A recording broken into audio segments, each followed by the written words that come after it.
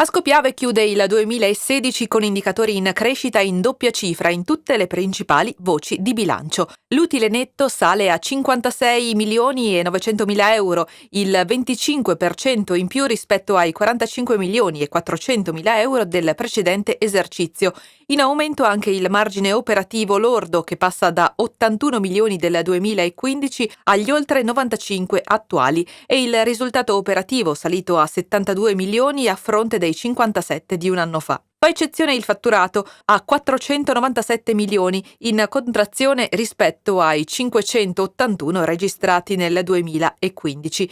Il calo, spiegano dal gruppo di Pieve di Soligo, è determinato in prevalenza dalla riduzione dei ricavi da vendite di gas naturale, meno 93 milioni di euro, dovuta principalmente alla flessione dei prezzi unitari di vendita, nonché ai minori volumi di gas venduti. Non occorre che lo dica io, lo dicono i numeri, lo dice la borsa. Appena entrato il titolo era purtroppo scivolato a 0,77, oggi mi dicono che ha raggiunto oltre 3,20, quindi il dato si commenta da solo. Questa è una delle migliori performance in assoluto? No, è la migliore in assoluto, perché l'utile ci ha indotto, l'utile realizzato e ottenuto nel 2016 ci ha proprio indotto a questo dividendo, che è veramente importante.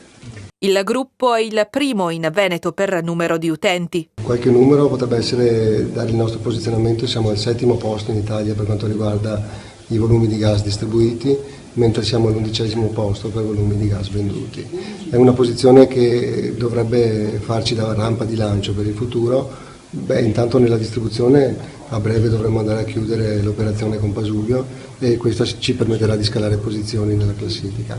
Qualora venisse poi chiusa l'operazione su Gelsia, anche questa ci permetterà di scalare le posizioni sulla vendita. Per il futuro contiamo di aumentare in maniera significativa il nostro posizionamento. Con volumi del mercato del gas al ribasso per tutto il settore, infatti, la strategia di crescita passa per le aggregazioni. Per il futuro si continua a crescere solamente ampliando la base, cioè nel senso cercando le acquisizioni e perfezionando quell'accordo con Gelsia, a cui noi teniamo molto.